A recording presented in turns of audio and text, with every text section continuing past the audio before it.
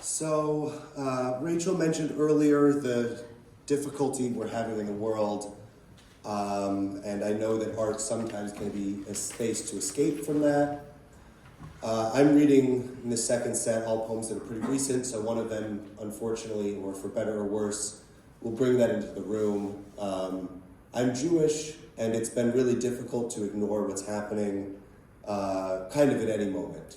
Not today, not yesterday, not the day after tomorrow. So this is a poem about the tragedy that's occurring right now in Israel and Gaza, which is ongoing, and hopefully we will see an end in a ceasefire as soon as possible.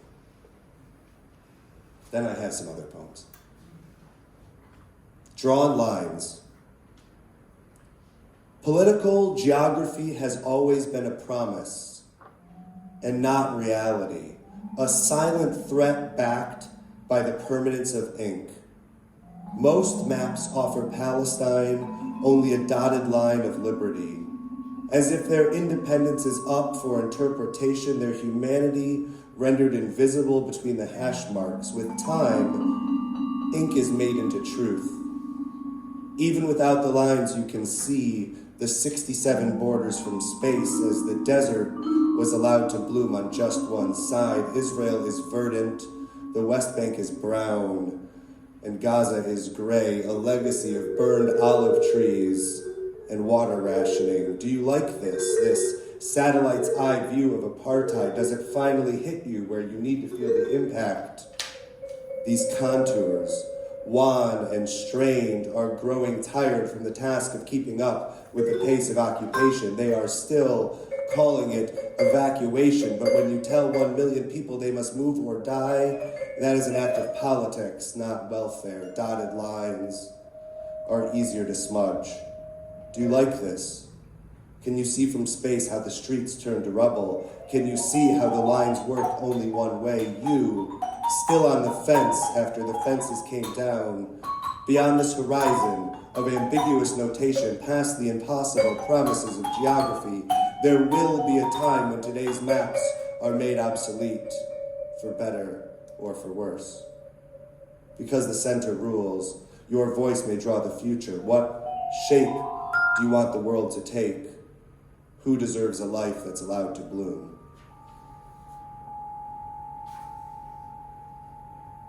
We demand options that taste like movement.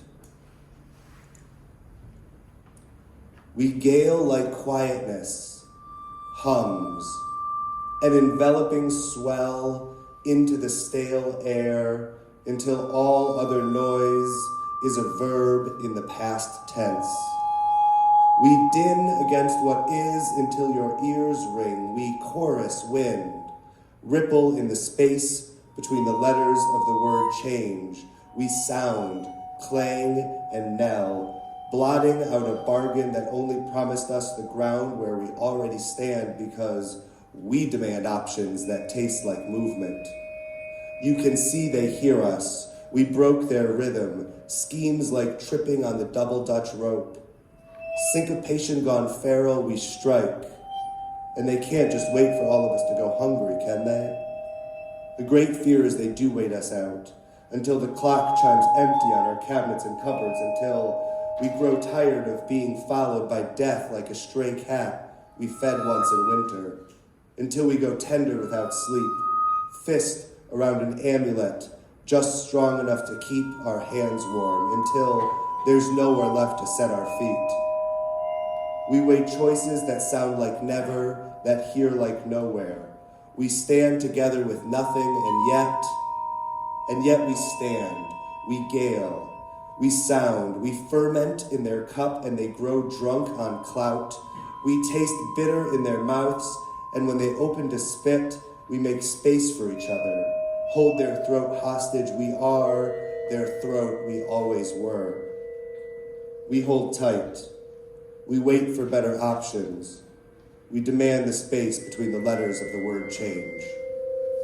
I know that one was kind of experimental, but you get me, right? Who am I going to do drums for this one? Oh, okay.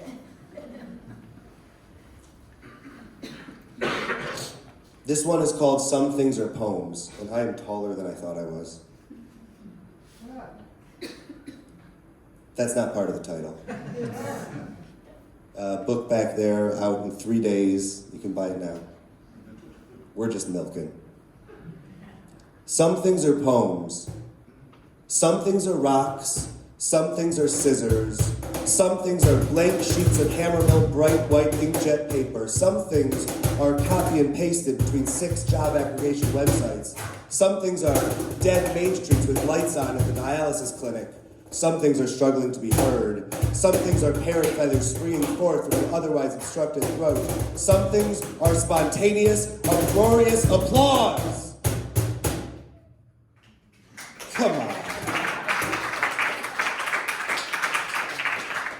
Some things are magic, really magic.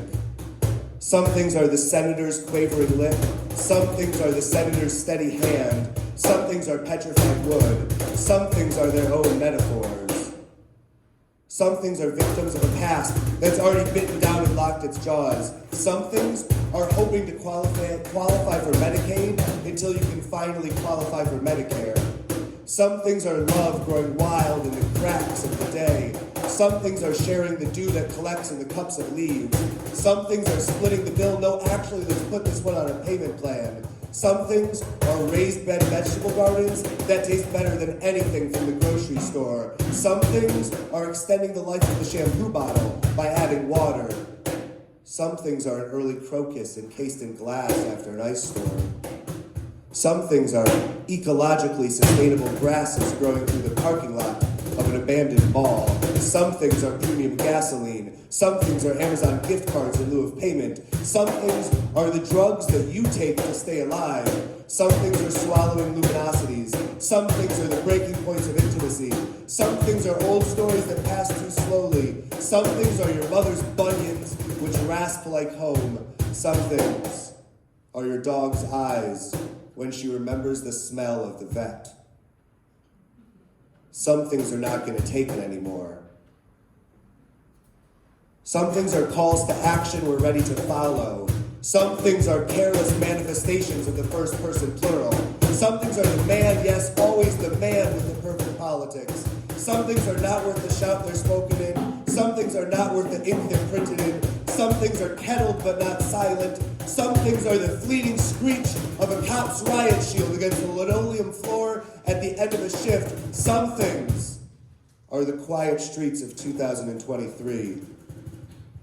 Some things are still worth waiting for. Some things are gas stations that accept EBT. Some things are not homes even when we want them to be. Some things are just the moon when it's not quite full, but you call it full anyway. Some things are the word ontology. Some things are deeper than measurement.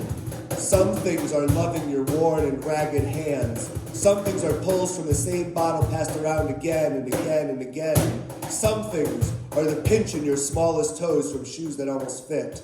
Some things are the gleam of a freshly cleaned ashtray. Some things are make-believe. Some things are extravagances for you and necessities for them. Some things are poems. Some things are memories trapped on the soft palate.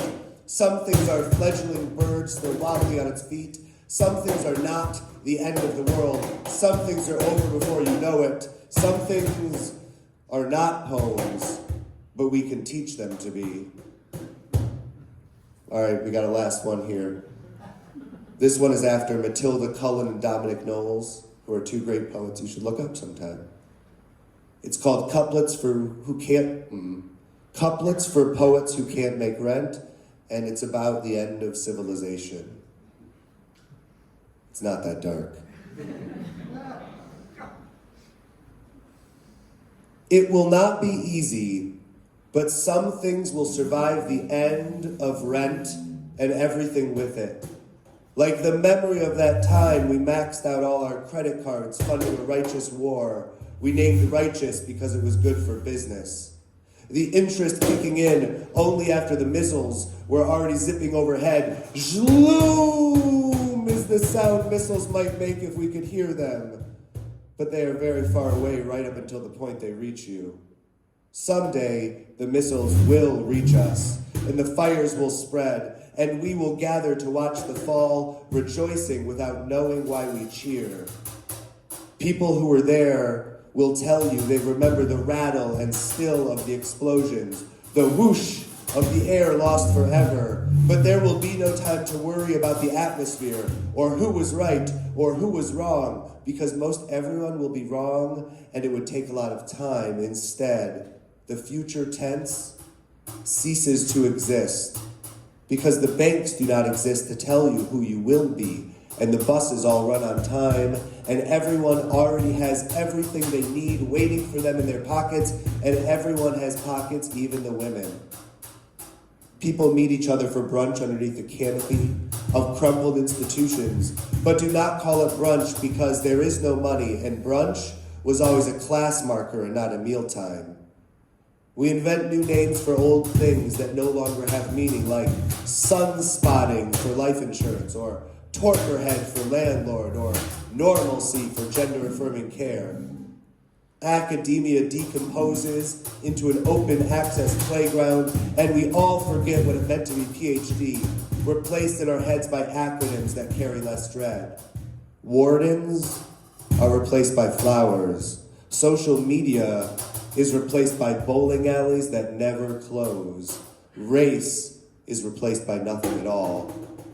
People lose track of their pasts and begin again. There is nothing left to want and nowhere left to go, but people still cry because it feels good sometimes. Thank you.